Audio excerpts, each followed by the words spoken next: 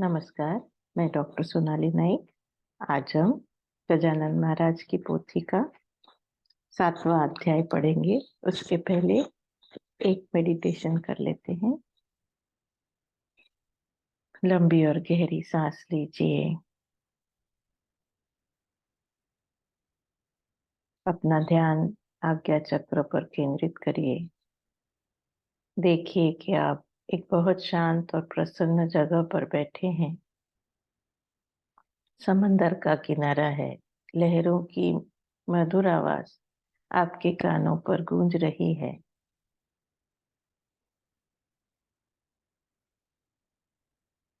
आप बहुत प्रसन्न हो, शांत हो, प्रभु श्री राम का ध्यान कर रहे हो।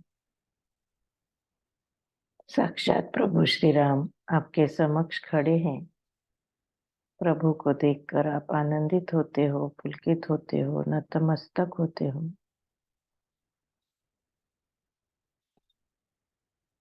प्रभु ने आपको आशीर्वाद दिया है कि आप शारीरिक रूप से संपूर्ण स्वस्थ हो, मानसिक रूप से संपूर्ण सुदृढ़ हो, ऐहिक रूप से संपूर्ण सफल, सामाजिक रूप से संपूर्ण कार्यरत हो। प्रभु के इस आशीर्वाद को पाकर आप आनंदित होते हो, पुलकित होते हो। प्रभु की शक्ति का कवच आपके इर्द गिर्द हमेशा बना रहता है। इस कवच के भीतर आप हमेशा स्वस्थ, सदैव समाधानी, सदैव सुखी, सदैव सुरक्षित रहते हो। इसी के कारण आपका जीवन विलक्षण माधुर्य, अलौकिक उल्लास, अभूतपूर्व आनंद से भरपूर है। अनुभव लीजिए। धन्यवाद दीजिए। धीरे धीरे आंखें खोलिए। जय गजानन। श्री गणेशाय नमः।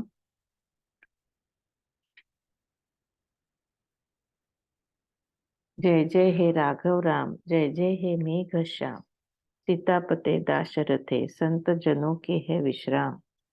आपकी कृपा से वानर बलिष्ठ हुए धरती पर। राक्षस रावण को हराकर विजय पाई थी लंका पर। आपका जो है कृपा पात्र, विजयी होता है सर्वत्र। उसकी इच्छा पूर्ण होती है जिस पर आपका कृपा छत्र। राजा जिसे दे अभय दान, उसके आगे झुके दीवान। भले ही वह अति नीच हो, बात सत्य है भगवान। इस अमोघ कृपा का क्या मैं पात्र बन सकता। समझ में आ गया मुझे जब मैंने किया विचार इसका। नहीं ज्ञान नहीं भक्ति, सच्चे स्वरूप की है श्रीपति। हे पांडुरंग शोचनीय ही, वास्तव में है मेरी स्थिति। मन बहुत ललचाता है, स्थिर नहीं हो पाता है। मन में सदैव एक नई तृष्णा का उदय होता है। पापी को मुझ जैसे ऐसे अपनाओगे आप कैसे। हे जगतपाल, यह कठिन लगता है व्यवहार दृष्टि से, परंतु आपको पापी की सदैव ही चिंता रहती। हे दीन बंधु गवाही ऐसी है पुराणों की। पुण्यवान का उद्धार करने में नहीं चमत्कार। पापी को तारने वाले का मानना होगा अधिकार। जग में आपसे कोई बड़ा हो सकता नहीं। मेरे पापों को हे भगवान आपने देखना नहीं। आपका बड़प्पन रखने को आप संभालिए मुझको। दास गणु है शरणागत, उपेक्षित न कीजिए उसको। यह मारुति का उत्सव मना रहा था सारा गांव। उसका मुखिया था पाटिल, गणेश कुल का खंडेराव। यह पाटिल खानदान बहुत ही था पुरातन। व्याप बड़ा था खेती का, घर कनक संपन्न। उनके घर पर पूर्व से ही संत सेवा चली आई। भाग्य क्या कहना, जब जमींदारी भी आ गई। महादाजी पाटिल के औरस 2 पुत्र थे। उनमें से ज्येष्ठ पुत्र को कड़ताजी कहते थे। कुकाजी कनिष्ठ पुत्र था, पंडरीनाथ का भक्त था। इस खानदान को मिला गोमा जी का उपदेश था। 6 लड़के जन्मे थे घर कड़ताजी पाटिल के, पर संतान लिखी न थी भाग्य में कुकाजी के। कर्ता जी का हुआ मरण, 6 पुत्रों का संगोपन। पितृवध कर कुका जी ने कर्तव्य का किया पालन। कर्तव्य काल कुका जी का ऐश्वर्य से भरा हुआ था। अष्ट सिद्धियों का राज मानो सदन में चलता था। खंडू ने देखा कारोबार, पाटिल कुका जी के बाद। उसके आगे बोले न कोई, उस ऐसा उसका था रुबाब। इस पाटिल खंडू के 5 छोटे बंधु थे। नाम गणपति, नारायण, मारुति, हरि, कृष्णा जी थे। एक तो पाटिल जमींदार, दूसरे सत्य का आधार। पैसे का धुआं निकले घर से, नसीब ऐसा जोरदार। कसरत करते सारे भाई, दानपट्टे में लड़ाई। हरि पाटिल के मन को कुश्ती ही खूब भा गई। नाम को उत्सव मारुति का, जय घोष पूरा पाटिल का। जनता को करना पड़ता था पालन उसकी आज्ञा का। सदैव झगड़े और टंटे शेगांव में चलते रहते। पाटिल एक ही तराजू से सब लोगों को थे तोलते। किसी की भी साधुता का मन में जरा विचार न आता। जिसके मन में जो भी आए, बोल उसे वह था देता। पाटिल बंधुओं ने मिलकर मारुति मंदिर पहुंचकर गजानन महाराज को दिया छेड़ना प्रारंभ कर। कोई बोले पागल गण्या, खाता है क्या छाछ की कन्या। प्रतिदिन खिलवाड़ की गढ़ते नई कहानियां। कोई कहता कुश्ती लड़ साथ हमारे चलकर। तुझे सारे गांववासी कहते हैं योग योगेश्वर। उसका दिखाना प्रत्यंतर, अन्यथा हमसे खाना मार। इस बात का मन में कर लेना थोड़ा विचार। उनके वचन सुन लेते, महाराज न उत्तर देते। हंसी में बात टाल देते, मन में रोष जरा न रखते। ऐसी उद्दंडता भयंकर मंदिर में चलती निरंतर। समर्थ को एक बार बोला पाटिल भास्कर, अब यहाँ नहीं रहेंगे, हम अकोली चले जाएंगे। इन पाटिल पुत्रों से संबंध ही नहीं रखेंगे। शक्ति का घमंड है इन्हें, लक्ष्मी की धुंध है इन्हें। पाटिल पद के कारण सारे ही डरते हैं इन्हें। महाराज ने दिया उत्तर, बात करो धैर्य रखकर। परम भक्ति भरी है इन सब पाटिल पुत्रों के अंदर। यह बात भी है सही, विनय उनमें है नहीं। झांको जरा उनके मन में, कारण मिलेगा वही। सारे ही पुत्र पाटिल के, मेरे भी तो बेटे है बेटे। साधु संतों की कृपा है खानदान पर इनके। कठोर वचन जमींदार का, उसको है शोभा ही देता। गाय पर तो बाघ का रौब ही है योग्य रहता। तलवार को नरमी का उपयोग नहीं होता। धारण कर सकती है क्या अग्नि कभी शीतलता। बीतने पर कुछ कालाविधि रहेंगे नहीं ये घमंडी। वर्षा के मटमैले जल में शीतकाल में आती शुद्धि। एक दिन हरि आकर उनको बोला हाथ पकड़कर, आज तो दिखा देना मेरे साथ कुश्ती लड़कर। चल जरा अखाड़े में, हरा दूंगा कुश्ती में। गण गण गणात बोते ऐसा, बोलता रहता व्यर्थ में। नाम बहुत सुना है तेरा, देखे कितना है खरा। मुझे हराने पर इनाम देंगे तुझे बहुत बड़ा। महाराज बात मान गए, दोनों अखाड़े में गए। वहां उन्होंने जो दिखाया चमत्कार वह सुनिए। महाराज बैठ गए नीचे, बोले आ, अब उठा मुझे। सही में पहलवान होगा तो उठाते आएगा मुझे। महाराज को उठाने का कोशिश महाराज को उठाने की कोशिश हरि पाटिल ने की, लेकिन वे हिले तक नहीं। मेहनत व्यर्थ हुई उसकी। कमाल का बल लगाया, पसीने से तर हो गया। महाराज के आगे उसका हर दांव बेकार हो गया। सोचने लगा वह मन में, असीम बल है इसमें। इसके आगे अचल पर्वत भी रखता नहीं मायने। दुबला पतला दिखता है, पर गज की शक्ति रखता है। तभी हमारी शरारतें भी सहन कर लेता है। इसका यही कारण है, गज सम यह बलवान है। क्रोधित हुआ नहीं क्योंकि हम जम्बुक के समान हैं। गजपति नहीं करता गौर जम्बुक की हरकत पर। बाघ विचलित नहीं होता कुत्तों के भौंकने पर। अस्तु, इसके चरणों पर मुझे रखना होगा सर। आज तक मैं झुका नहीं किसी के आगे क्षण भर। हरि से कहा समर्थ ने, अब इनाम देना हमें, अन्यथा हरा देना आज हमको इस कुश्ती में। जितने भी शौक है नाना, उनमें कुश्ती है मर्दाना। कृष्ण बलराम ने बचपन से इसी का इसी का इसी को था श्रेष्ठ माना।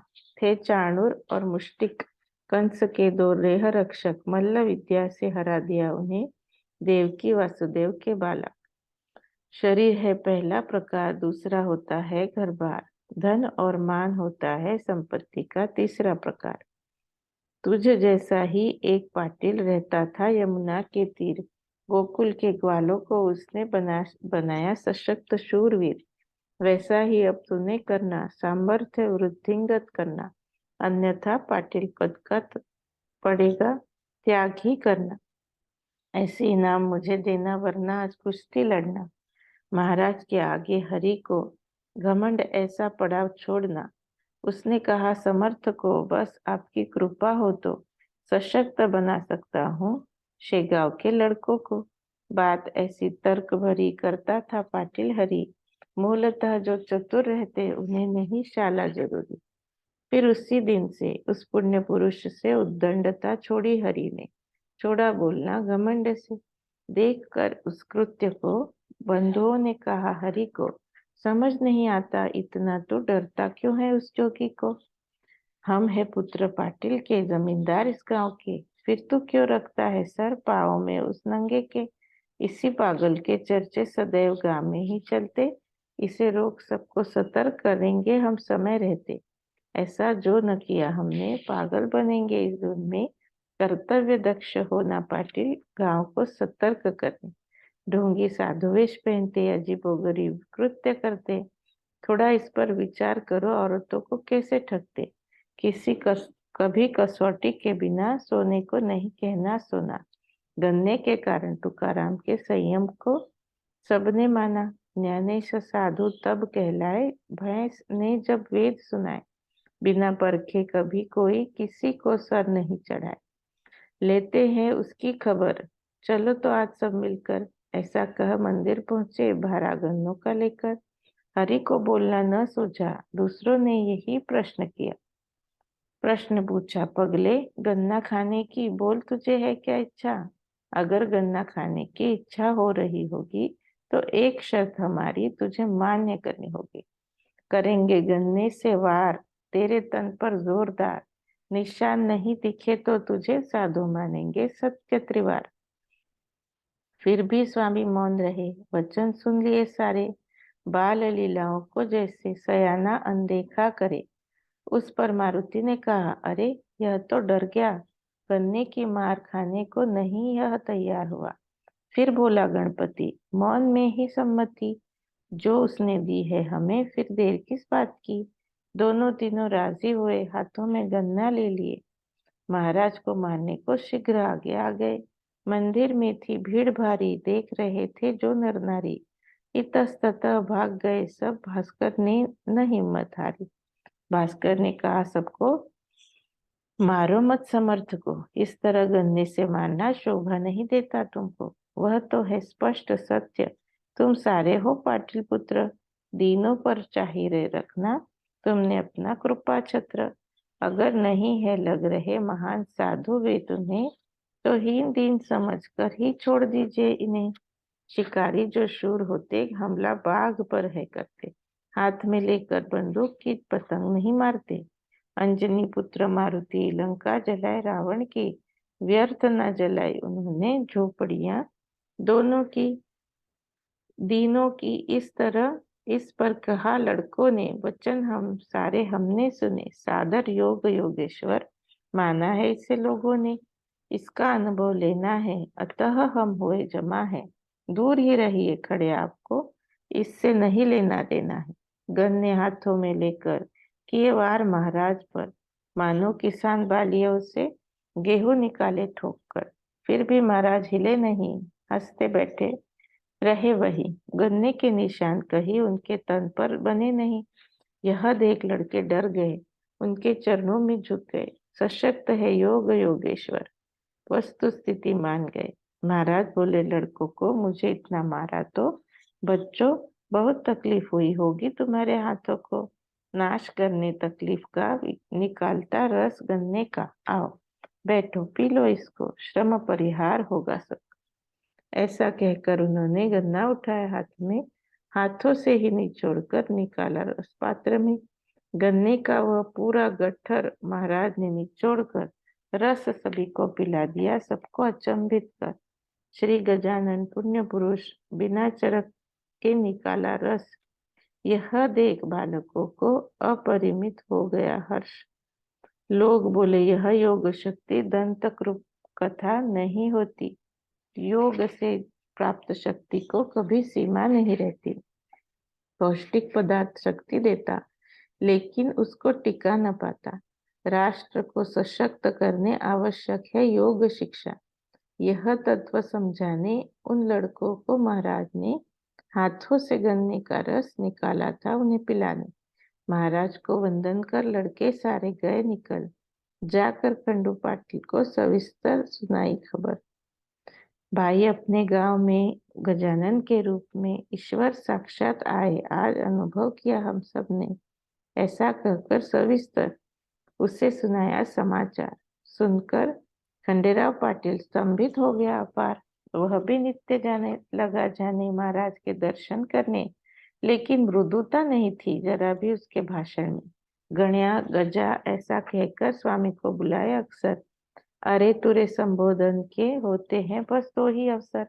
अत्यंत गहरा प्रेम रहता, वह अरे ही संबोधता।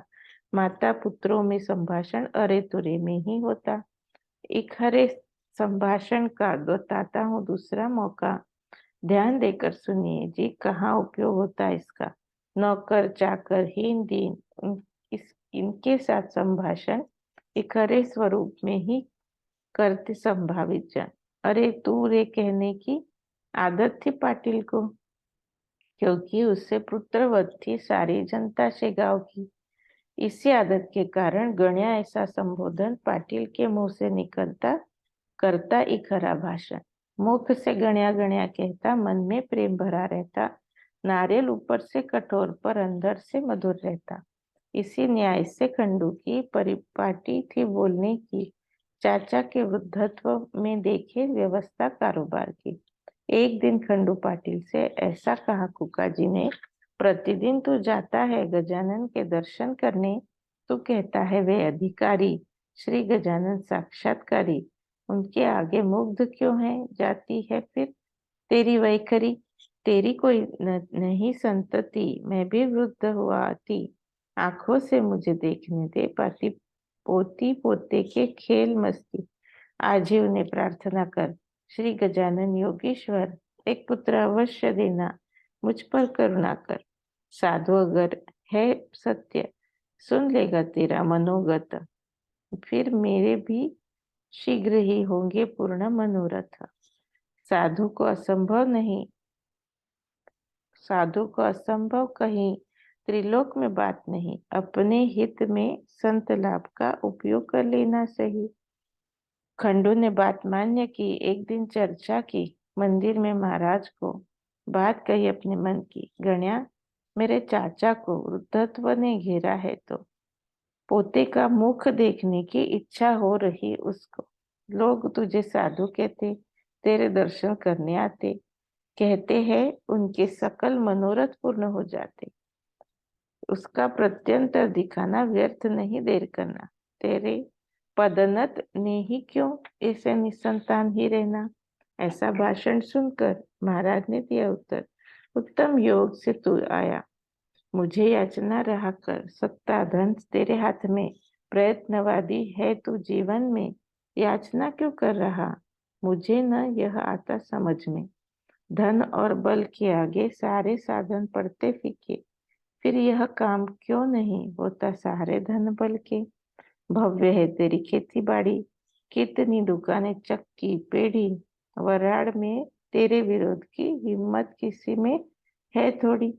फिर तो उस ब्रह्मदेव को आज्ञा नहीं करता है क्यों, पुत्र की प्राप्ति के लिए समझू न मैं इस राज को।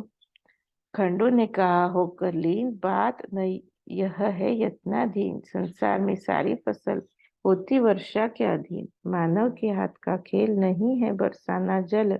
अकाल में सारी धरती होती बंजर और निर्जल, लेकिन वर्षा होने पर कर्तृत्व दिखाता है नर, वैसा ही इस मामले में कुंठित नर का यत्न हर। ऐसा कहा जब खंडू ने तो महाराज लगे हंसने। पुत्र प्राप्ति के लिए याचना अभी की है तूने, याचना का अर्थ भीख तूने आज मांगी देख। भीख क्या नाम रखना उसका, होगा तुझे पुत्र एक।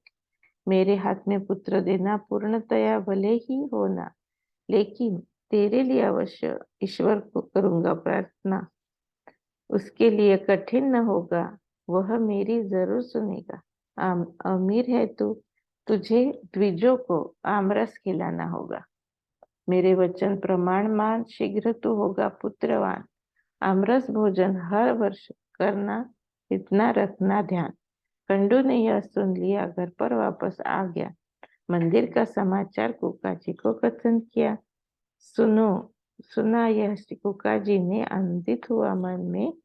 समर्थ वचन सत्य साबित हुए थोड़े ही दिनों में। कांता कंडू पाटिल की श्री गंगाबाई नाम की गर्भिणी हुई। पूर्ण हुआ 9 मास का उसका अवधि। उसको एक पुत्र हुआ। कंडू आनंदित हुआ। पुका जी के भी हर्ष को सीमा बंधन नहीं रहा। दान धर्म खूब किया, दीनों को गुड़ गेहूं दिया, शेगांव के लड़कों को मिष्टान वितरित किया। नामकरण किया गया, भिक्खु नाम रखा गया। शुक्ल पक्ष के चंद्र जैसा उसका विकास होता गया। विप्रों को दिया आमंत्रण, आमरस का दिया भोजन। आज भी शेगांव में इस नियम का होता है पालन। वचन पुण्य पुरुष के असत्य नहीं हो सकते। पाटिल के आंगन में छोटे कदम ठुमकते थे चलते। खंडू पाटिल की तरक्की देशमुख के मन में खटकी। पहले से ही शेगांव नगरी बनी हुई थी 2 दल की। एक दल देशमुख का और एक था पाटिल का। अक्सर द्वेष करते रहते दोनों ही एक दूसरे से। परस्पर का घात करने दोगो लगते, पेंच लड़ाए। नाम मात्र भी प्रेम तो रहता नहीं था उनके मन में। शास्त्री 2 थे, मंत्री 2 थे, शस्त्री 2 थे, तंत्री 2 थे। एक दूजे को देख श्वान सदैव ही गुरगुर करते। वैसा हुआ शेगांव में। पाटिल और देशमुख में 36 का आंकड़ा कभी बदलता नहीं। 63 में आगे थी घटना इस प्रकार। कुकाजी गए स्वर्ग सिधार। पंढरपुर में भीमा तट पर पोती को कर प्यार दुलार। स्वाभाविक है इसके कारण दुखी हुआ खंडू का मन। बोला, मेरा सर का छत्र आज लिया गया है छीन। जिस चाचा के बल पर निर्भय था मैं धरती पर, वही अब आधार मेरा श्रीहरि ले गए आप क्यों छीन कर। देख उसकी मनाते दुख, ऐसा सोचा रहा देशमुख। पार्टी को नष्ट करने का मौका नहीं जाए छूट। यह वृत्तांत 8वें में बताऊंगा मैं तुम्हें। द्वेष खूब भरा रहता ऐसी ही जिम्मेदारी जमींदारी में। यह दासगण विरचित श्री गजानन विजय ग्रंथ पाठक जन को तर्क छोड़ पढ़िए होकर एक चित्त। शुभम भवतु। श्री हरिहरार्पणमस्तु।